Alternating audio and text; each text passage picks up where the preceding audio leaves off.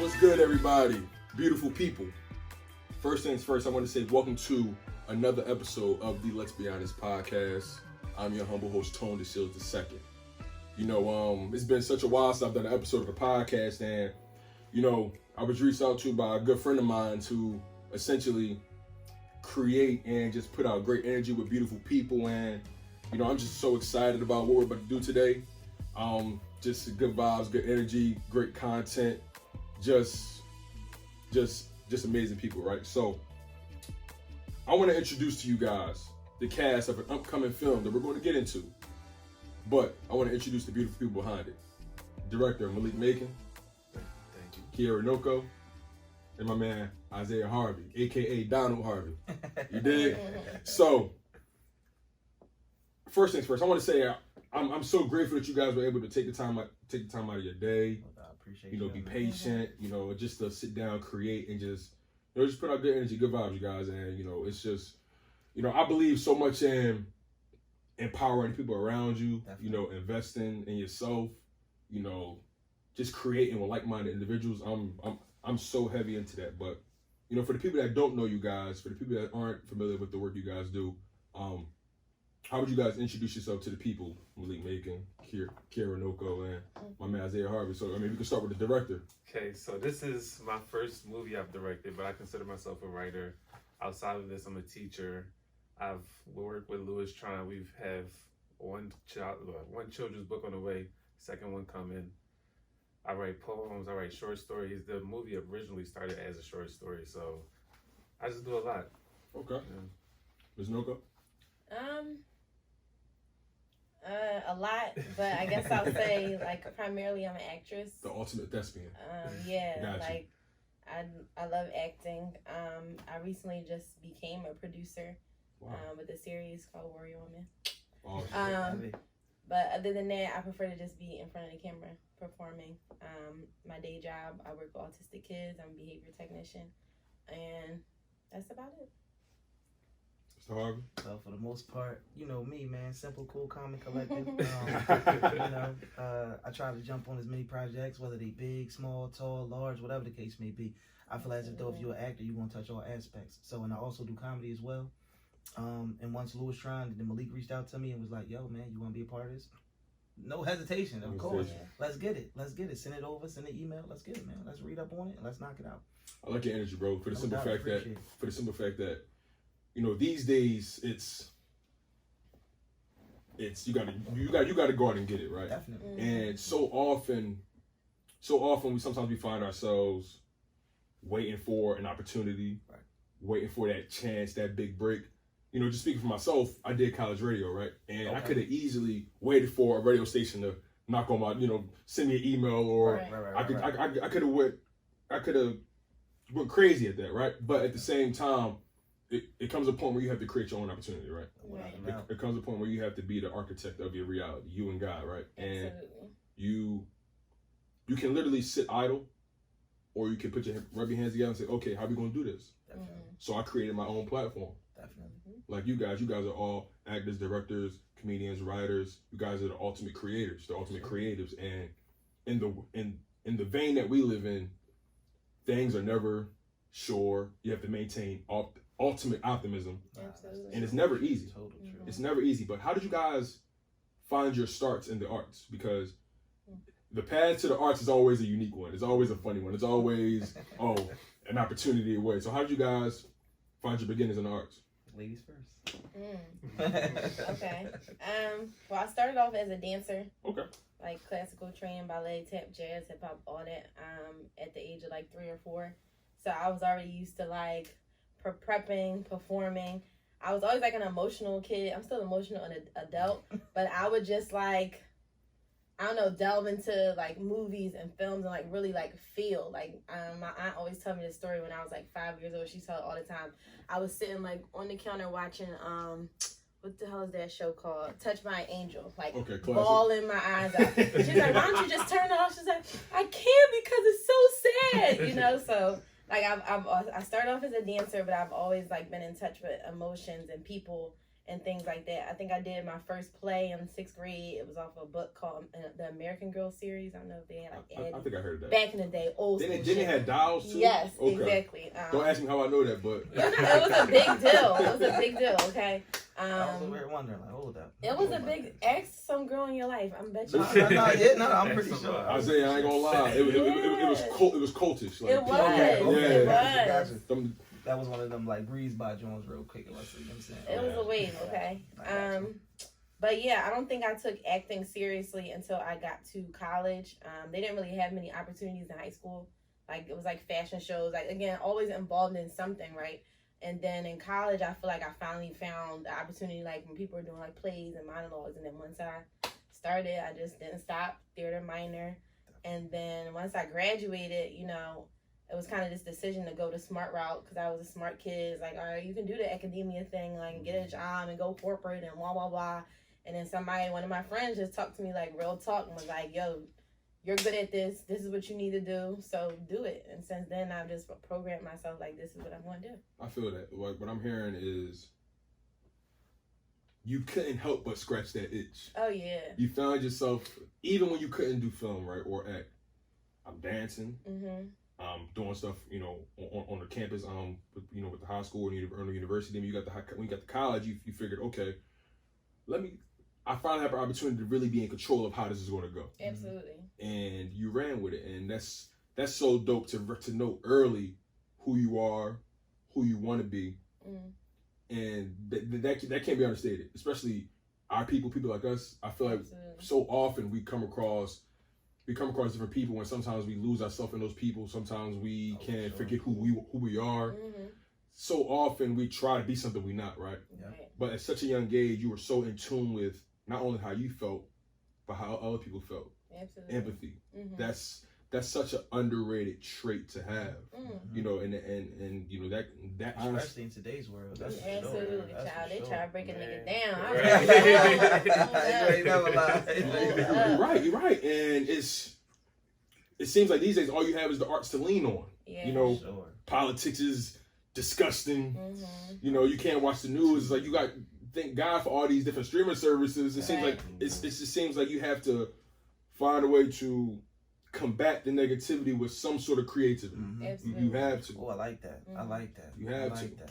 You have to. I'll be still in his lines, poet. But since you like that, what about your journey? How did you find your beginnings? Because, you know, I found out about you through Louis Trine, and once I found out we were going to have this conversation, I do my due diligence, start digging on your Instagram, and I came across Donald Harvey. So, how did that come about? You know, how did you build that identity? But more importantly, how did you figure out this creative lane was who you wanted to be? In all honesty, earlier within like I would say like leaving elementary, pushing middle school, I really started to feel more of a passion for it. Like I always used to do goofy stuff with my cousins and all of that. They was always older, so they would be like, "Yo, jump off the skating board!" Like I would have no idea what the hell I was doing. You know what I'm saying? So just doing it like that. And then in school, I would get in trouble a lot. Like, to be completely honest with you, I would get in trouble like quite often, and it would just be sort of kind of like principal like, "Yo, man, what you want to do?" I said, "I don't know, man. They told me I could tell a joke every now and then, but I ain't never told a joke in my life." And he started laughing. He was like, "Ah, that's funny." And I was like, I ain't think it was funny, but it was funny to him. You was being yourself. I was just being myself. And then I just continued to start like hanging around friends and joke about stuff that they would take seriously. I would just joke on it. And they'd be like, "All right, yo, you making me feel better." And I would just be like, "All right, well, let me see what we got here." And then like comedy, I always loved Richard Pryor. Like I've always would listen to my uncle when he would have Richard Pryor on. I would just be sitting there like, "Yo, Richard Pryor really crazy." But the way he would just switch his voices up so fast and would just come right back and have people dying, it was like, "Damn, yo, how the hell you do that?" Then watching more comedy from Bill Cosby, you know what I'm saying? Like really just going down that collection. So I leaned towards stand up, but I knew stand up really wasn't digging to me how I thought it was, you know what I mean? But I still do it, you know what I mean? But then the acting was just like a play. I was in a play on Germantown Avenue. I can't remember the name of the building, but I was on a play on Germantown Avenue, and I had nothing but a little small role holding up a sign. It was like a "Don't hate me cause I'm different" type sign. But you was involved. I was involved in it, and it really made me feel good after the play. Like to see everybody come up, shake your hand. The finished product made you feel like, damn, I like this. It was like, wow. It was like, wow. It made me feel good inside. And I'm just like, yo, this is what I'm doing.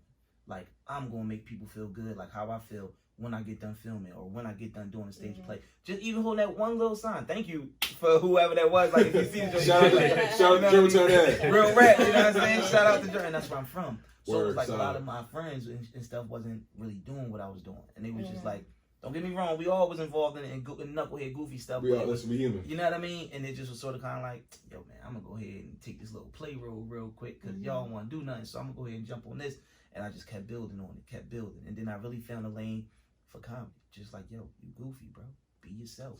Just be you. And then, you know, fast forward, leading Donald Harvey, which is the reporter in Philly, the Isaiah Harvey News, sort of kind of came about that because me and my cousin, we always do stuff like congratulate each other, but we do goofy stuff like we'll go to the dollar store and buy you a gift bag with no gift in it. Like, yo, congratulations, yo. Like, yo, you've been doing good. Yo, I ain't gonna lie, that doing them dirty. Like. Yeah, like real stuff like that, you know what I mean? Like, yo, congratulations, man. you've been doing good, and don't nobody notice it, but I do, so here goes a gift bag with nothing in it, stuff like that. But one day he wanted to give me, you know, a gift, and it happened to have the pack of mustaches in there. Yeah. So I started off with, you know, cooking in the kitchen with the little small one, acting like a, you know, little Poppy child, store, you know what I mean? Like, Poppy, what you want to join? You know what I mean? Just joking with it. Just it's a person name, right? I had a microphone. I always had a microphone because, you know, sort of kind of like podcasts was always a thing of mine that I like, and I always had one laying around. So I wound up seeing it one day, and I just was like, hold up, yo.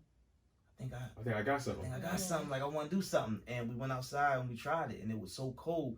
And he was like, well, what you want to talk about? Shit, it's cold. We're going to talk about the motherfucking weather. You know what I'm saying? Like, it's cold out here. So we just, I had my man sit down on the bench right at the train station. I just walked up to him, and it sort of kind of fit. You know what I'm saying? Like, I was gambling it, and the way I just went up was like, Donald Harvey, ladies and gents. And the reason I chose the name Donald is because I'm looking at it like, you know, we got a world base that we got right here. What's a real white name? Super, you know what I mean? Preppy, right? Name, you know what I'm saying? Like nobody would expect me to say Yeah. Donald. They would expect more of a yo, I'm Rashid or I'm Raheem. You know what I'm saying? Something like that. Created this caricature of what a news anchor, a news reporter is supposed to be. Right. And there's nothing wrong with a Raheem or Hakeem. That's your name. You know what I'm saying? There's nothing wrong with that. You know what I'm saying? No, but see, as creators, see sometimes when you're a creator, you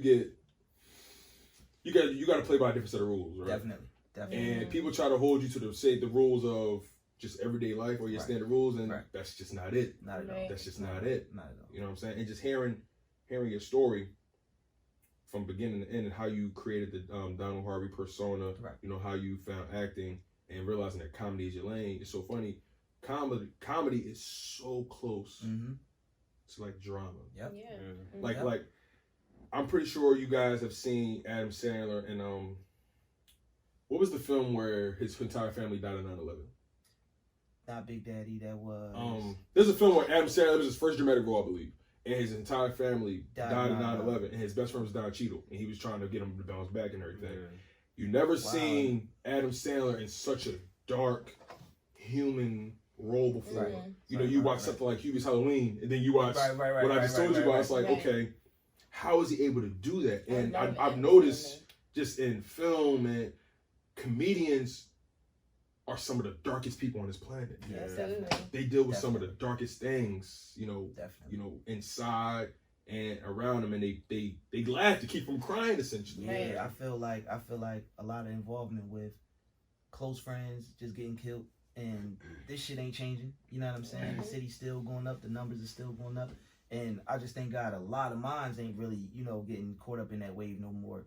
But I really feel like that was my out. That really was like my, again. It always felt like an outlet. It always felt like an outlet. Like, yo, Zay wasn't here, he was doing a skit. Zay wasn't here, he was doing comedy. Zay wasn't here, he was doing whatever the case may be. And a lot of my friends do rap, so I would hang with them in the studio a lot too, and I'd be like, man, y'all just two in here too tense. Like, that weed got your head fucked up. You know what I'm saying? Like, I'm surprised they ain't throwing you on a snippet like on some Kanye West graduation type. Yeah, I am. I'm actually you know with a lot of my friends, like CDs and stuff like that, like mixtapes or whatever the case may be. Just either doing like a little voiceover or a semi-skit. Like, you know how we grew up in, like, skits was the real deal in the city. Like, I'm going to do a semi-skit. You make it a point to scratch that comedic, that creative itch every single moment. I did that. And definitely try to write it down as much as possible because you will lose it like that. It's important to write stuff down. You know, as a director, you know, it's important for you to keep your thoughts as organized as you possibly can, because on the set, sometimes you might see something, you be like, hold on, wait. Y'all, I know we had this plan, but I feel it. Just rock with me, okay? Just go with me, Just as a director, how did you even know that was the role you saw yourself in? Creating this film, just from the beginning. Like, was film always it for you? Honestly, it's been a kind of a roundabout path. Growing up, I was more of the sports kid. Okay. I was a good kid in school, but it was like sports, basketball, baseball, whatever. And then around high school time, that's when I started writing poetry just to deal with emotions and shit that I didn't know how to deal with. And that was just like my outlet. So that was maybe 3-4 years of that, just straight poetry. Every now and then a short story, but not much. And then I got to college, and we had an assignment, like, because I went to school to be a teacher. We had an assignment, create a book, and bring it in and like show the book off to different people. So usually I'm the type of person to take it the last minute. I do it like the night before. But this time I'm like, make a book. Like, I'm gonna actually like try to put my best foot forward. I hit up Lewis trying like, can you draw this for me? And I gave him like 2 days to do it, but he did it for me.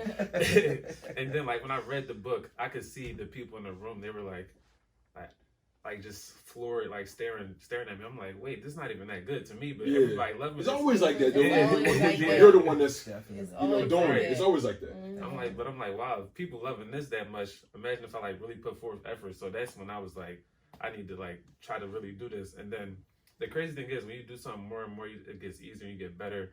And it's just like stories and ideas just start flowing from my head to the point where like now I just walk around with a little notepad. Anytime I get an idea, I just write it down so I don't forget it. And then as far as the directing thing, this is my first time directing. I've been in the film for 3-4 years, but this is my first like actual directing role. And what I told all of them, or what I tried to tell them or try to make them comfortable, is like, I know I wrote the story, but you're the character. So if you going to say it better, if you're going to act it better, please do it better. Because I can say it one way, but if you feel it, do it. That's what it's all about, right? Yeah, because I want you to bring it to life. Right. I want you to bring this character to life as much as possible. Right. I have it in my head, but when we get here, we're going to fill each other out. We're going to get it done. So that was it for me as far as, when you said you grew up and it was pretty much all about sports, right? Yeah. That's interesting because, especially when you're black, it seemed like your only way out the hood is rap or sports. Yeah. You know drugs. what I'm saying? Or selling drugs, then finally trying to find a way to get out of that. Yeah. But you realize, and then on top of, in such an aggressive sport like football or whatever sport you use, plus sports is such a competitive sport, right? It's always dog eat dog. Man versus man, woman versus woman. It's such a combative in your face thing, right? But then when you indicated that you transitioned over poetry to deal with emotions that you didn't know how to deal with. You see, people use sports sometimes as a way to deal with maybe aggression. Right. Maybe they're not getting something at home, but for the most part, some people use sports as like an outlet, boxers maybe. Yeah. You know what I mean? So for you to say, you know what, sports is not doing it. This is fun and everything, but it's not moving me. It's not moving the needle for me.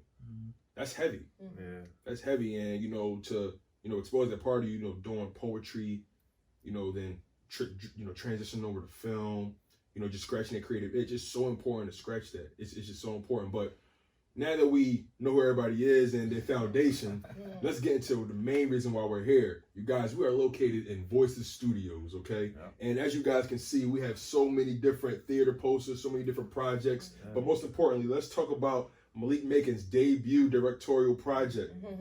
Family First. Family First. Let's definitely give him a hand for that. Show some love. Super proud of you, my brother. Now, from what I was told, because this movie has not come out yet, comes out October 30th. Yeah. Has not come out yet. Is it finished? No, still editing. Okay, still doing some editing. That's perfectly fine. But I saw the trailer and everything, saw the poster, and I was immediately interested. Immediately. I love a good horror flick. You know what I'm saying? But I was told it's a horror / sci-fi / thriller / drama. How do you guys do that? Because it's so many, like, I see movies now, right? And they do check off a lot of boxes these days. You know what I'm saying? Like, we were just talking off air about a series called The Boys, right? And it checks so many different boxes. You got your action, you got your science fiction, you got your drama, you got your romance. You know what I'm saying? It checks so many different boxes. Right. How was it possible for you guys to, I guess, maintain the continuity of the film, but still check off the boxes you wanted to check off as far as genre? Well, I think when it came to me as far as writing, I wasn't looking for like a genre to put it in. Okay. I was just writing it, and then whatever it happened to be, that's what it happened to be. And then maintaining continuity, I got these two amazing people, a lot more amazing people around me. So it makes my job a lot easier when I'm working with people like this. I don't even have to think or work too hard, to be honest with you, because they're amazing. Oh, thank you. Appreciate you, bro. How was the filming process for you guys? You know, I've never been on the set of a film being done. Never did a film. I did one. I was in Annie. I was in a play in middle school. Shout out to But- Annie. That's a good joy, eh? But beyond that, you know, how was that experience for you guys? You say you have experience doing, you know, your acting. And was this your first film, or you've done film in the past? No, I've done film in the past as well. But just specifically being on set, or just this. Well, okay, let's start there. Like, how was the experience? You know, just being on set with everybody. Just the whole conglomerate, like all of it. Yeah, so I kind of got thrown in a little late. Funny story, really late. Like 2 days Better before, late than never, right? you know, I was like, okay. So me and Louis Trine have been in contact, you know, just about future things, like, you know, roles and acting, because I'm always like you said, any opportunity, I'm down. I'm ready to work. And so we have been in communication as far as that, like starting something later down the line, later this year. So, you know, we were in contact. Hit me one random day, like, hey, you know, what's up? I'm like, oh, chilling, blah, blah, blah. He's like, yeah, in 2 days, can you come down and shoot this movie? Like, I'm like, what? He's like, yeah, we need somebody to fill. You know, I don't know the whole business behind it, whatever. But, oh, man, that is funny. Yeah, like, I knew, like, a week beforehand funny. that I would be taking on this role and embarking in this film. And what I will say is that it was very welcoming. It was very comfortable. Like, I like to normally, like, if I can, like, everybody meet each other before we film, get a feel, hang out a little bit, because it just makes it better on in a set. more natural setting. Yeah. Exactly. But just jumping right in, like, it was definitely a very comfortable feel for me. I think everybody, whether it's because they're experienced or it was just like a comfortable set. It wasn't uptight, you know what I'm saying? And it wasn't all over the place as far as, like, we didn't know what we were doing. And that can happen sometimes. It's just like everybody's like chickens with their heads cut off, don't know where to go, don't know what's up and down. Because in movies, it's so many moving parts. Right. Exactly. It's easy to get lost. So I feel like I was put in. I knew exactly what I needed to do. Everybody was cool, easy to work with. It was funny, and it felt like we had known each other, for me, longer than what we had. Definitely. What about you, Harvey? I would definitely say, you know, Louis, once again, me and Lou, I call him quite often. You know what I'm saying? Like, yo, bro, what you got working on? I'm with you on that. Me and Lou definitely talk about different projects we got working on and stuff like that. I feel you in that. He definitely a good soundboard. Nah, no doubt. And I just always feel like anything that he wants to put out or that he got, you know, going on, I always feel confident in it. You know, I don't even question it. He was like, yo, I need you on something. I said, bro, just send it over. You got the email, bro. Let's not hesitate. Let's get it. And once I got on set, that was my first time meeting Malik through the project. And like she said, it just was like, the connection was like, damn, bro, you sure we didn't meet before? You know what I mean? Yeah. Like, and that's why I just felt like it was home. Like, yo, let's get it done. Yeah. And once he sort of kind of gave me the script and I read over it, it was like, okay, now I really see where Malik mindset is at. You know what I mean? Like, it just really bounced around, and I was like, yo, but the way it came together and ended it from beginning to end was amazing. It was amazing to me. And being involved in a lot of projects and stuff like that, don't get me wrong, like you said earlier, to touch back on what you said, like producers would be like, yo, I wanted it like this, but I do it this way. It was literally like step for step for step. Like, yo, we're gonna do it like this, we're gonna run it like that. If you got any intake on it, let's get it. Don't even think about it, overdo it. Put whatever you feel as if to make it your piece. Right. And that's what I always want to do anytime I'm doing a film. I always want to make it like me. I always want to capture. Gotta bring me into it. I feel like I took a theater class in college, right? My senior year, my last semester, I needed to fill a little credit, and I said, all right, let me take fundamentals of acting. Right. So I took it. I loved it. It was so fun, and you know, doing it, I learned so much about just the art of acting, and when you're acting, it's not just reading lines, beat the lines. You know, you have to understand, okay, what does your character want in this moment? You know, the choices and the beats, and I learned so much just about you know, what goes in just being an actor, and it's not an easy role. It's not an easy job to do, especially when, you know, sometimes people lose themselves in their characters, right? That could be a good thing, and maybe it could be a bad thing. How would you guys describe your characters in the film. But you know what? Before we get to your characters, my man, Mr. Macon, how would you? Without giving out any spoilers, of course. I'm about to say spoilers. How would you describe this film? Like, what would you say the film is somewhat about without giving out too many spoilers? Because the trailer is very, very teaser-ish. Yeah. You know what I'm saying? So, all right, non-spoilers. Do your best. Do your best. If you feel you can't, it's okay. I'm gonna give you something. So it's basically about a family coming together. They haven't been together for a long time. They're coming together, and then in this dinner setting or this come together setting, some things happen, and everybody's not as loyal as we thought. So some people may or may not make it after dessert. Oh, okay. I like that. It's almost like a whodunit type thing. Kind of, yeah. Okay, I like that. So how would you guys describe your character's development, I guess, throughout the I guess of the film,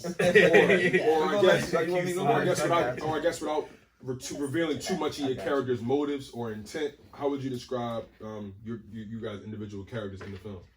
I would say my character in the film is really I'm a son. Let me start right there. Okay. I'm not gonna give you too much. I'm just gonna say I'm a son, a loyal son, family member. Got you. I'm definitely a family member. I'm definitely a good son. And at the end of the day, I feel like my character plays a major role in the involvement of putting the glue together to really get the understanding of what's going on. It starts off, like he said earlier, I don't want to give too much, but it really starts off like innocent. Clean. Innocent. It starts off so clean, so innocent, and it just flip on you. It's like a Chucky doll. Like the good guy at first, and then it's just like, bam, when nobody's around, it just goes left. It's like, oh damn, this doll really crazy. You know what I'm saying? That's a hell of a metaphor.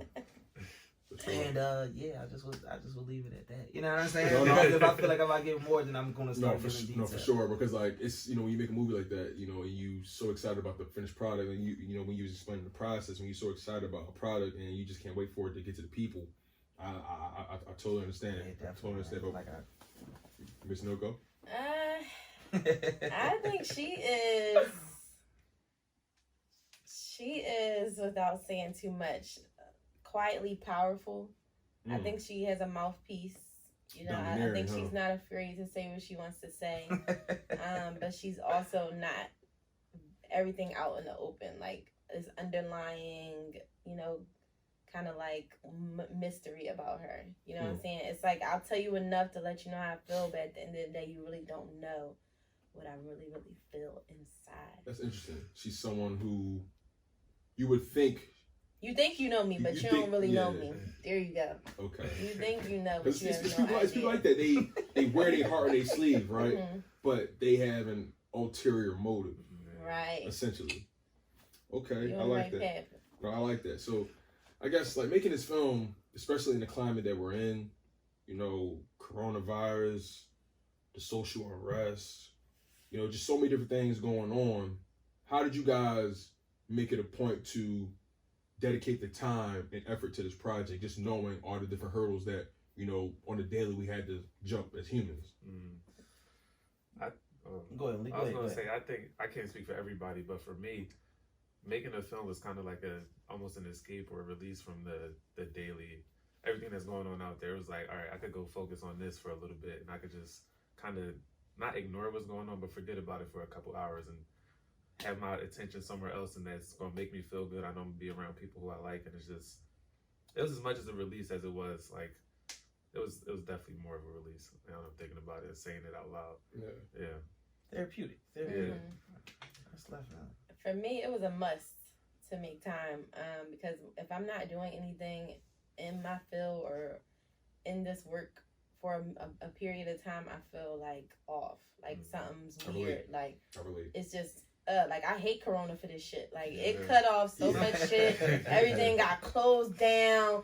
All the projects got pushed back. Shit that was coming out this year is like coming out next year. And it's all a process. So I've learned to cope with it. But I was so hyped to like get. I'm like, when? Saturday? What time? I'm there 5 minutes early. Like, I'm ready. Like, I had to jump on something and do something because it was driving me crazy. So I would say life is short. So again, I really try to get involved as much as I can. be seen as much as I can, but Mm-hmm. making memorable moments for life that's gonna live longer than I'm ever gonna be. Wow, that's powerful. You know what I'm saying? So I just whether I gotta be at work, no disrespect to 9 to 5, you know what I'm saying? But I really honestly feel like my dreams is so much worth than going into work and just really putting together, sitting down and just being like, yo, I'm gonna just stay here and be miserable. I dig that. I dig that. See, I always feel like, to your point, I feel like it's a fine line you gotta walk as a creative, because we all have our own versions of responsibilities, right? We all have our own. We all have our own versions of it, and sometimes, when you want to create, you need to make sure you have the backing or the foundation, or you make sure you're able to invest in yourself. Because sometimes when you have an idea, see, I look at it like this: if you don't invest in yourself, how do you expect somebody else to invest in you, right? And the only way to do that is if you make it a point to say, okay, the money I do make, all right, yeah, month's bills and stuff is paid. Okay, I'm funneling all into my passion, all into my craft. Just speaking for myself, I made it a point. I said, okay, look, buy a tripod. I'm buying backdrop frames and I'm buying my equipment, mics. I made it a point to be like, okay, if this is what I want to do, prove it to yourself. Absolutely. Prove it to yourself. You know what I'm saying? And just being actors, filmmakers, you're constantly trying to prove it to yourself. During this film, did y'all feel like you guys were challenged, maybe emotionally or mentally? I would say I definitely was challenged more on the this is my first horror movie I've ever been in, and I love scary movies. So I would say I was more challenged into trying to really get that scare, just not within me, just for the audience as well. Like, yo, this shit is really scary. You know what I'm saying? Like I feel like that was probably the part that was like, yo, make me believe you really this scared. Make me really feel like this shit is going down the way it's going down. Because scary movies versus action and stuff, totally different. Totally different. It's like you gotta be more within your character to really get the feel through the camera lens. Because if not, it's not gonna click. It's just like if Chucky, use Chucky for instance again, if Chucky wasn't as strong as a passionate doll to make you feel like, yo, I don't even want to play with dolls no more, it wouldn't have been that scary to you. So I feel like you gotta really capture that essence and really feel as if though, like, yo, this person might die. Like, he might die. Like, you know what I'm saying? Really showing that. Really showing you see, there's a fear element in things that are close to being real, but they're not. Right. There's a strong fear element in that. What about you? I'll definitely say it was a more mental thing for me. Being that, I joined so late. I felt like, no shade. I felt like, I didn't really and not to say that I do so much crazy prep work, because I don't like to overthink the character either. But I just felt like, okay, it's quick. I'm just getting into it. Am I really gonna be able to portray it the way I want to portray it, or how I want it to come off? And so I think that was more of the mental thing. Yeah, I know I'm doing good, I guess, but is this the best I could be doing? And okay, balancing between, well, this might happen in Hollywood, or when you make it, you might only have a day. You know what I'm saying? So it was all that swirling in my head, but I just, let it go and just did my thing, and hopefully it comes across well. Definitely. Were there times where you guys, because we listen to you guys, there's a certain level of confidence that's been built over time, obviously. But let's go back. Were there times where you guys weren't as secure or as confident in your passions as you are now? Hell yeah! Oh my God. Hell yeah! Am I secure right now? Damn, let me think about it. Every day a challenge, right? You know what I mean? Speaking of myself, every day a challenge. I gotta, on my way here, I'm sucking myself for this conversation. I'm like, yo, Tone, this is what you do. This is what you do. I'm in the car and just, I'm like, yeah, this, yeah. I'm like, so I totally feel y'all. I totally feel that. Absolutely. Yeah, man. Confidence is something that, in order to make it in what we're doing, you have to have it. You have to have it in some capacity. It's sometimes where humans are so complicated. We're so dynamic. We're such dynamic creatures, and you ever find yourself being when you're around people, you know how to be social, but then when things die down, you just don't want It seems like all those social skills you have, they go out the window. It's weird because I always consider myself, I'm social, but it's times where I just awkward. Yeah, I would sit there and not say nothing. I don't want to be involved. You know what I mean? It's definitely a constant struggle and a constant balance for me personally of being too humble and being too boastful. Because on one minute I feel like I play myself so short sometimes. Like, dang, this ain't good enough, or this ain't, I could do better. Like, I could do better. And then I feel like I don't want to cap myself up too much because I'm not a boastful person. I'm very like chill, humble, but I also need to get in the habit of affirming myself more. Like, no, I am the shit. Like, I ain't all that, not yet. You know but, what you're capable of. You know what I mean? Yeah. That's important. And that's so where important. I'm at, I think, as an artist right now. You gotta be your own biggest finding that fan. balance. Yeah. Gotta be your own biggest fan these days. Absolutely. Got to. I would say, not the you about to go, Lee? Nah, go ahead. I would definitely say literally what she said. Like, sometimes you really have to be like, yo, I am the shit. Mm-hmm. And not to say like you not, but I just feel like we put so much on a plate that's like, damn, if I throw this out there, how people gonna look at me? How people gonna take me? Right. And I just feel like, I sometimes what I do in all honesty as a big thing for motivation is I listen to a lot of Malcolm X, Dick Gregory, shit like that. But Wallow 267, the big brother of Philly, For sure. and I just feel like I go to his page a lot. And one thing I really loved about Wallow that really stuck to me a lot is rule number 1: fuck what they think. That really hit me, and it was like, fuck this shit. I'm doing any download I want to do. Sorry to keep cursing. No, you cool, bro. Let's key in on that though, because let's key in on that thought. Fuck what they think, because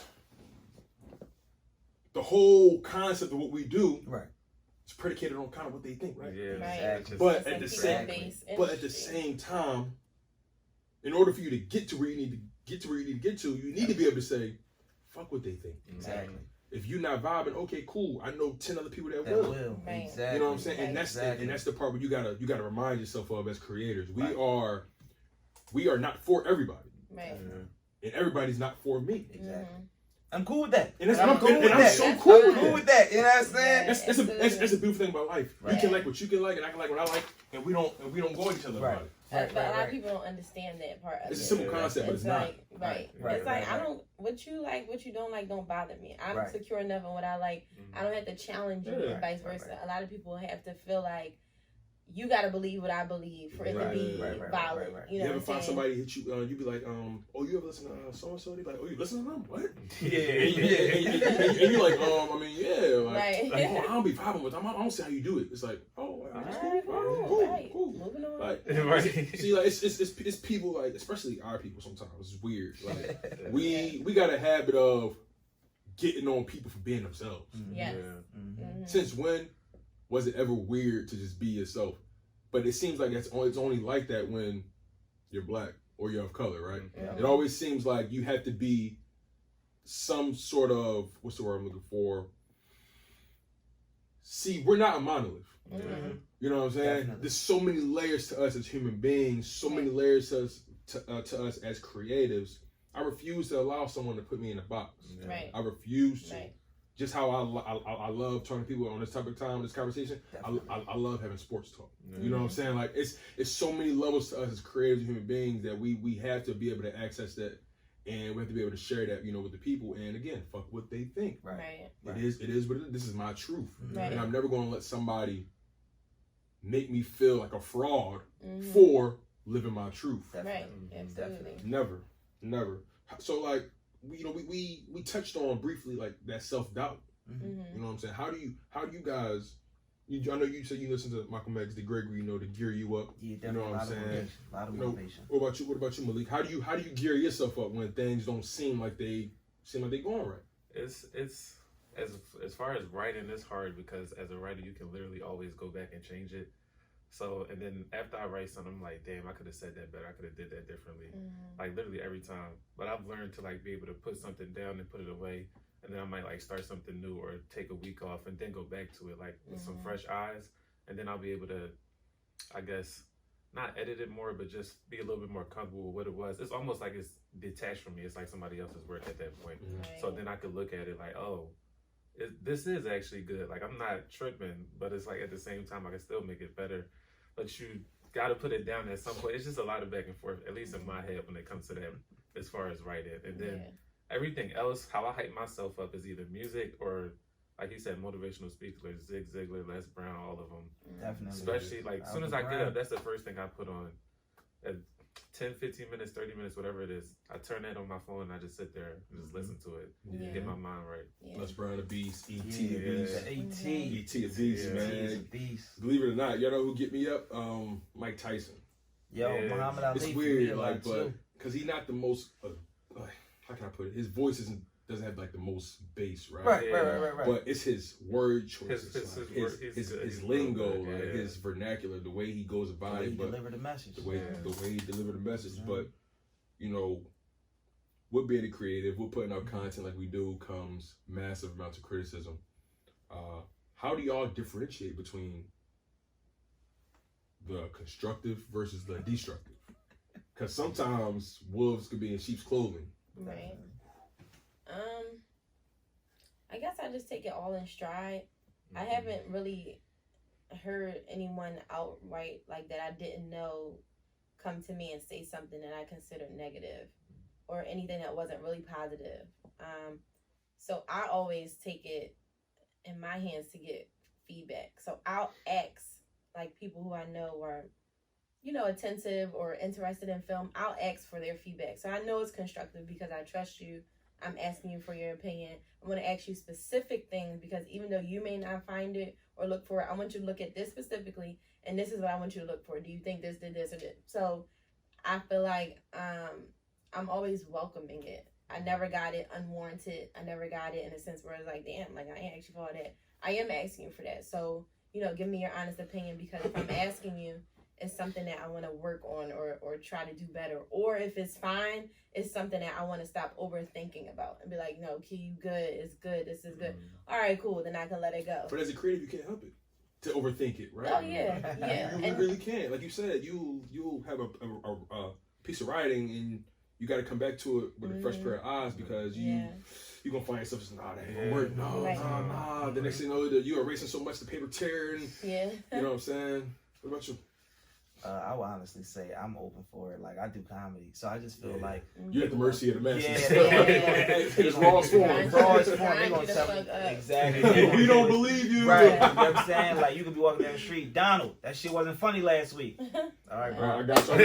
Thank you for your support, bro. Like I don't really, you know, I'm not here to argue with you. I feel as if though I opened that door for you to be involved in that side of my life, of my business. So let's get it. You know what I mean? Like, absolutely. I'm all for it, whether it be good, happy, cornball. Listen, bro, it is what it is. You know as long as it's coming from the purest version of you. That's really what it is. Like we said earlier, you might not like it, but it's your choice to look at my video for however long I put it up there or go on my Instagram and keep strolling throughout the day. Like, that's your decision. I'm giving it to you for you to be able to say, yo, this was cool, but it ain't really hit me how I need it. No doubt, bro. I'm here to make people day feel better. I'm here to make people enjoy life for the little bit of time that we are here on this earth. And I feel as if, though, the more I do that, whether you come on my page and you write something or you dig in the product that I got or whatever the case may be, I'm all for it. Whether good, bad, wrong, let's get it. It ain't nothing but a conversational piece. We ain't gonna go no further than that. You know what I'm saying? When we go further than that, then it's like... You're right. See, we gotta empower the people around us, like, you know, not just, you know, monetarily, but you know, emotionally, mentally, and you know, like you said, like it was a release making this film for you guys. You know what I'm saying? And when this film comes out, we know for a fact it's gonna be a release for so many people that, you know, get the opportunity to view it. And you know, Malik, I gotta salute you for just the simple fact of not just empowering people, but empowering your own people, putting your own people in position, people that look like you. That's so important these days because, you know, we live in such strange times, strange times, and it's so important to empower the people you around, put the battery in their back, charge them up, let them know that, hey, listen, you are very much capable. I see it. Why not? Why not? That's one of my favorite quotes. Like, I know people, and it's a sports reference, but I know a lot of people get on Russell Westbrook about how volatile he could be on the court, but one of the biggest things he put out there is, that's like his catchphrase, like, why not? Why not, right? And when people, you know, insert their opinions, and y'all mentioned, you know, the people that you do know, the people I don't know, cool, it's whatever. Right. But people just don't know just how the feeling you get creating and then being able to empower people while you create, and you know that connection that you build with people is so important. You know, in the arts, you know, in media. You know, sometimes it's not what you know, it's who you know, and it's just so important to build those relationships, man. It's so important to empower people. It's so important to know who you are. Know what you want. Did you guys learn anything different about you? Did you guys learn anything different about yourselves throughout this filming process? No, go ahead. I would say I learned a lot about the people around me, because in this movie or in this film, I got my niece, my nephew, my mom is in it. Part of it was at my mom's house. Empowering the people around you. Using the people around you. Gary Vee said it best, not to cut you off, but Gary Vee said it like, your employees is there. Use them. Your family members, you use them. I'm pretty sure your family member, oh yeah, that's cool. I got them. Like, people like to be involved, bro. People like to be involved. I tell my mom, hey, man, I'm trying to shoot. When I started doing podcasts, and my mom's like, "What are you interviewing me, Tony?" Right. I need my interview. I'm like, all right, mom. So you know, you gotta use the gifts that God provided. Did you ever get your mom an interview? It's coming. It's coming. It's coming. She gonna get it. Shout out to my baby CEP. I love you. Oh man. Oh, that's what's but yeah, like, you know, you were talking Malik before I really interrupted. No, I just realized like how many like talented people I have around me. The music is done by my little brother, my little homie. Like everybody, a lot of this movie is a part of me essentially, because I'm just pulling people apart of it. Yeah, it's just that's what I learned. Like people really around me, like they with it. If I'm with it, they with it. Put it like that. That was just like, and shit. In the same breath, it made me you can feel tell when you're not in it. Yeah. They're like, he ain't taking this shit serious. Right. But if I don't take it serious, I know they're not at the same time. So that was it. Yeah, two things. One, that I could, you know, actually do horror. Like, I have a complicated relationship with horror films in the genre. It's been a roundabout with us. I used to be really scared as a kid. What's your strength? If horror's not your go-to, what's your drama or comedy? Okay. I would say anything. Horror just really wasn't, you know, for me. Like I said, it's been a roundabout. Used to be real scared of horror films, and then once I conquered it, I was like delved into. I'm gonna go see everything, front row, first day, and then now I'm back to the point where like, it's not really for me anymore.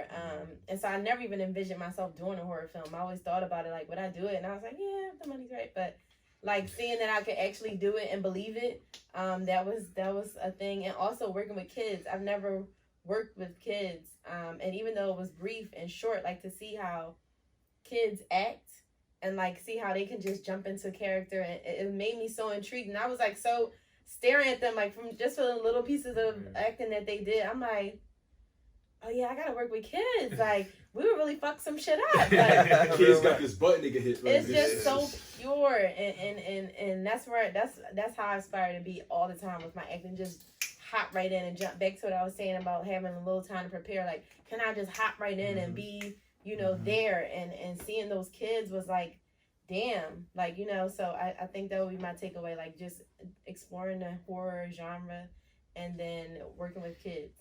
It's important for the kids to see what goes into certain things.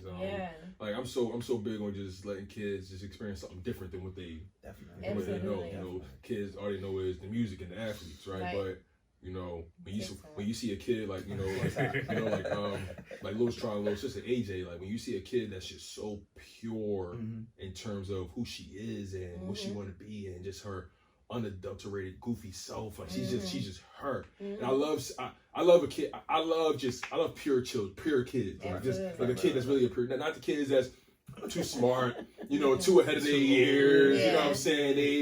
They just know too much of what's going on in mom, know too much about.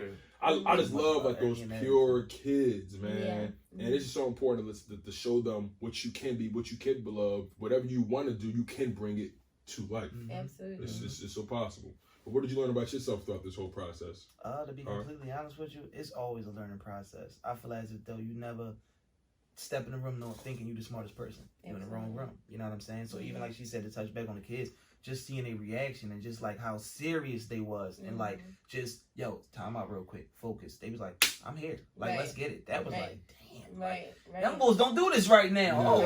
They making me want to make sure I'm on point. You know what I'm saying? Like, for real. Like, I'm keeping it real with you. Then when he was like, yo, this my little sister, I was like, yo, you lying. He was like, yo, this really my little sister. I said, I see where she get it from. And then even with Malik, his niece, that was your niece, right? Yeah, my niece. His niece, like, yo, the way she comes and deliver her performance, it was like, yo, the whole time she was just joking, playing, but when it was time to really be like, yo, turn up, like she really right came into it. She filled her role, and it was just like, yo, like if I can honestly say I learned anything, it was more so to just keep the focus on.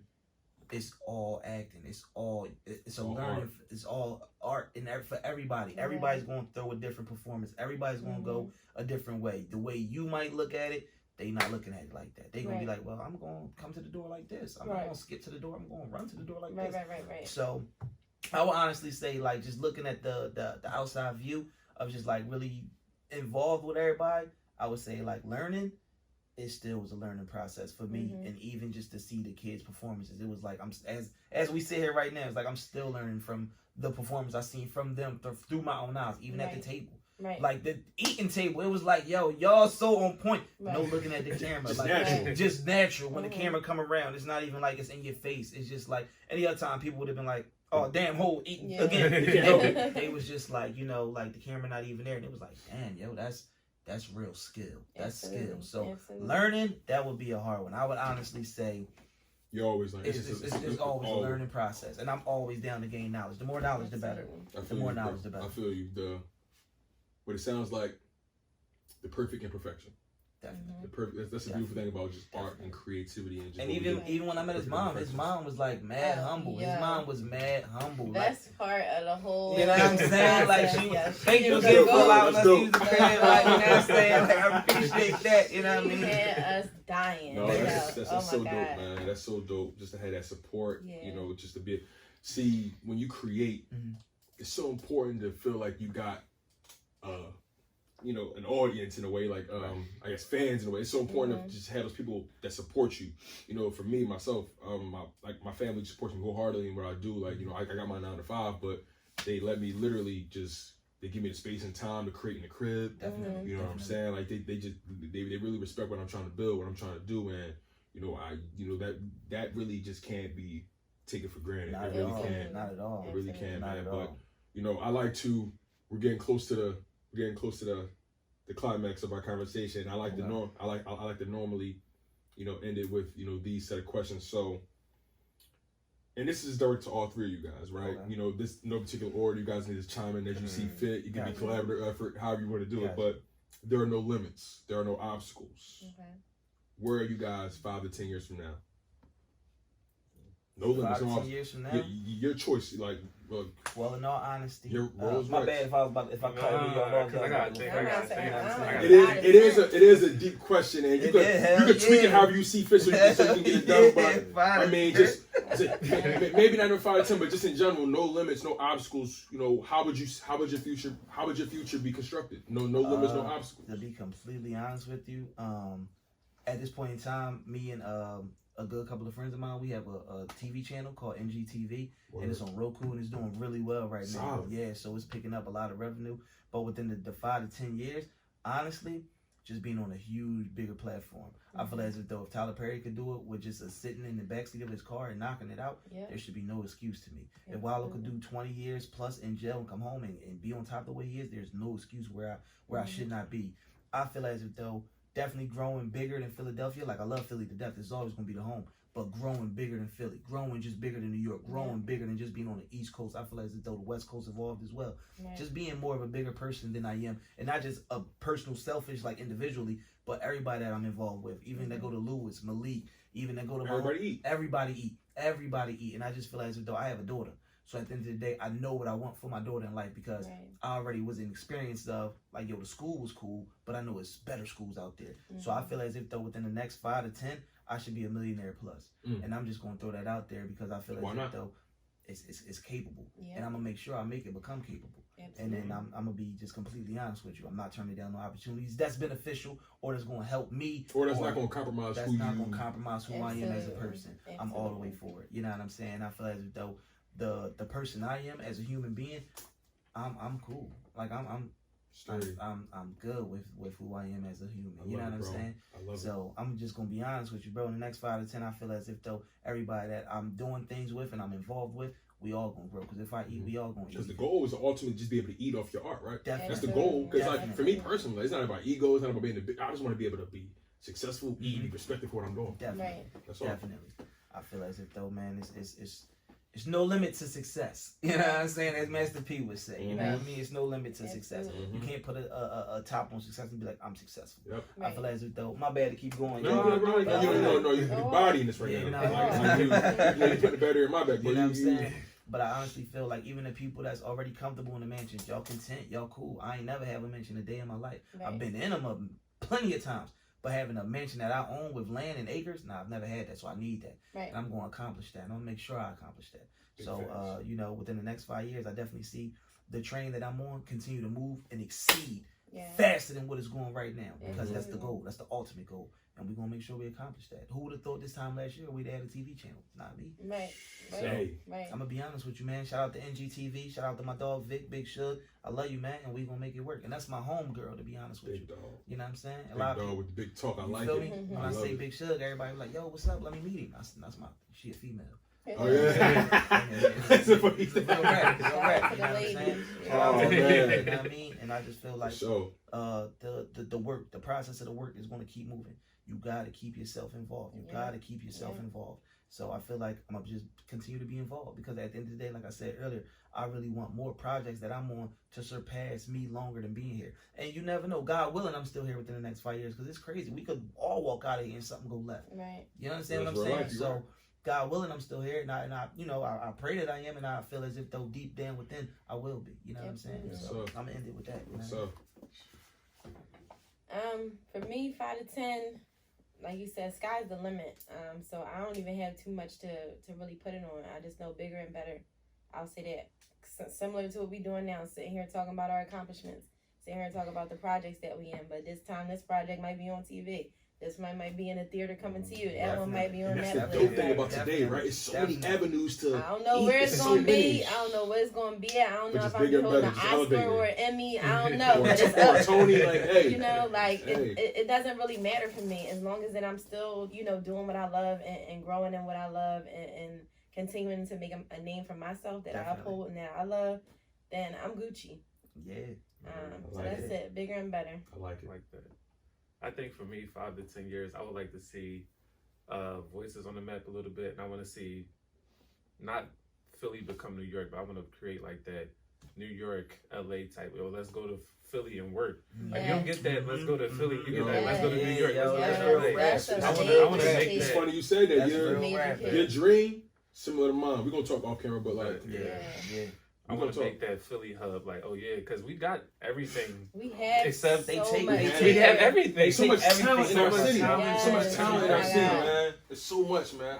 I'm bro. That's a whole nother can of worms. Yeah. Bro, Yeah. that's, Yeah. bro, the energy just, It's there. it's synonymous right now, It's bro. there. I feel like I'm sorry because I You really good, feel you big good, let about it flow. that. But like a lot of people, like you know, to make it, and I'm not Mm-hmm. saying not because I was that person. I gotta go to New York. I gotta go to LA, and that was my plan. Like Right. in a year, move to New York. Then 3 years, go to LA, right? And then something has been keeping me here, and I'm just like, what the fuck? Get me out of Philly. But then I'm like, I realized like a year and a half ago, especially when we started Warrior Woman, I'm like, this is where I'm supposed to be. You gotta Yeah. build This is your where I'm your supposed to legacy, be build here. it. Because Build it. Shift the vibes we so back. conditioned to think that you got to go here to eat. Yeah. Right. But all you're doing really is you're just, and maybe it's a wrong way to look at it, but I just look at it as if you feel like okay, how can I word this? But you got to leave to do certain things, right? That's just a reality. Mm-hmm.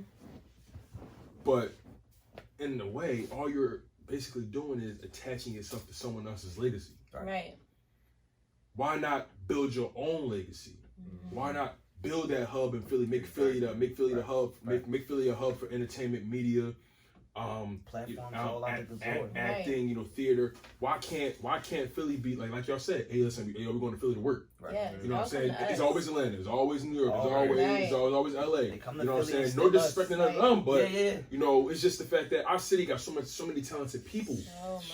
That either get Oh the my short end of God. the stick, by way of I feel like things outside their the control. majority of everybody that came from Philly always sort of kind of got the short end of the stick. I feel like Philly has some of the best music like produced in the world ever. Like, and I feel as if though a lot of us didn't get out there. Like Joe Frazier is one of the best fighters of all time. He's not on the same. They don't look at him and Muhammad Ali as the same. Right. Muhammad Ali was a little bit more wordplay savvy. But Joe Frazier and him that's the best competition Muhammad Ali ever had. He says that almost every time I was Frazier gave me the best competition, hands down. Why don't Philly get that shine? That's more so the spin of why don't we? There's a narrative surrounding Philly that we're uncompromising, we're hard to work with, we're ego driven. There's a narrative surrounding Philly, right? And maybe that narrative was brought upon Philly because of people that made it out of Philly. I'm not gonna say no names in particular, but there's a stigma around Philly that we don't know how to handle business. We too emotional. We're hard on our sleeve. Okay, yeah, we are emotional people. You know what I'm saying? But at the same time, we give you so many different like Philly got so many different layers and so many different dynamics. And like I said, just to be simple, keep it simple. It's just so many talented people in Philly, man. I feel like it's the worst when you see people that, like, how many people y'all know personally that had it, but then one decision they lost it all. Absolutely. You know what I'm saying? And that's a common theme in Philly. Sports. It's a common theme. It's a common theme. You could have went. You should have made that right, but you made it left with Johnny, and now scholarship gone, opportunities gone. You know what I'm saying? People don't respect you no more. Right. It's so many different things that go into it. But just to close, what advice can you all give mutually, to people who are struggling to create, struggling to put out their content, just struggling with their identity, throughout this whole creative process that they're on, maybe it's entrepreneurship, just whatever it is. What advice can you give to the people to just put battery in their own back? I would say stay focused, man. Stay focused. Believe in yourself. Like, believe in yourself. Even if your own mom telling you, yo, you ain't gonna be shit. Like, I doubt anybody's mom really clearly cold-blooded. But it's people that got situations where there's people out there. You know what I'm it's saying? people that you thought. Exactly. And I feel as though even if your friends, like, if you looking at them to support you, yo, they might not be the ones to do it, yo. No. Like, strangers will make you rich. Hell Strangers will make you rich. Deliver on this Sunday, okay? It's a bar. So, I just would tell people really keep focused, keep going, yo, and pray. Like, don't leave God out the conversation. Like, he needs to be involved. I don't care what you're doing. I don't care what you're going through, yo. Keep God involved in that conversation. Yeah, whatever your faith is, your higher power. Whatever your higher power is. You know what I'm saying? Your faith got to be involved. It got to be, because I feel as if though you sometimes got to be your own person, and you got to be your own battery. You got to be your own charger. You got to step out. You got to step out of the lane people carved for you. Definitely. Don't be afraid to be different. My thing would be learn as much as you can. Dare to be different, and keep believing in yourself. Keep believing in yourself, and just believe in yourself, man. Have faith, man. You're gonna get it. Yeah. I feel like for me, like, especially if you're a creative that have a lot of different tugs and pulls. Like, I have my main thing, which is acting, but there's so many other things that I want my hands in and I want to be involved in. And for me, it's like, you got so much going on. Like, I don't want to put this out because this might overshadow this, or this might do this, and blah, blah, blah, blah. Put your shit out. And that's not to say do it recklessly, because a lot of now we in this wave where everybody's creating, which is awesome, but people are just throwing things out and not really prepping. You can learn along the way. Like, you don't have to have everything figured out. You don't have to have all your paperwork and have this and this figured out to the T. Prep as much as you can and go for it. You never know. You think people are not going to like it. People not going to buy it. Like, it starts as an idea and people fuck with it and it rolls. So you got to put it out there, one person, then 10 people, then 100 people. It just put it out.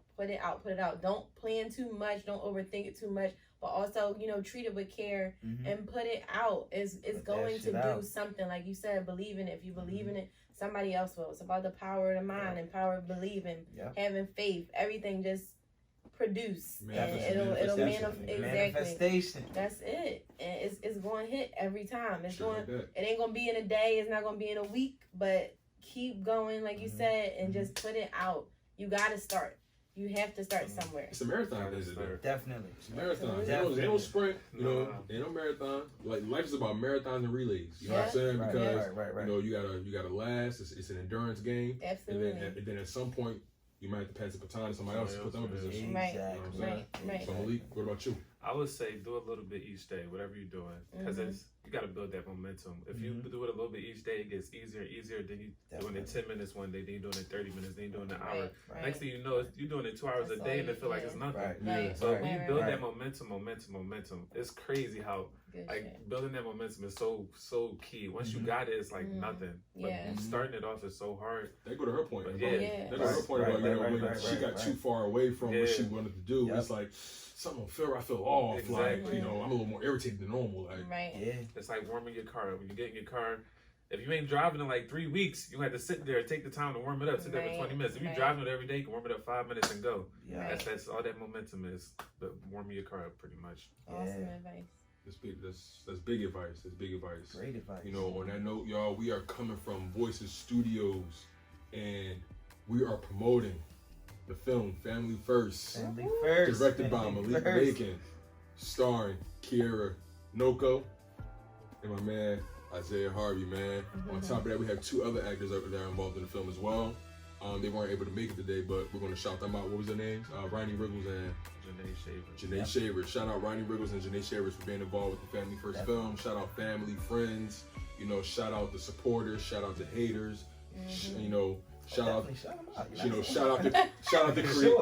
the creators and shout out the destroyers. You know what I'm saying? We live in a time where, you can easily lose yourself. You can easily lose yourself, but at the same time, you can't be afraid to find yourself. You really can't. You guys, you're always tuned into the Let's Be Honest podcast. I'm your humble host, Tone DeShields II.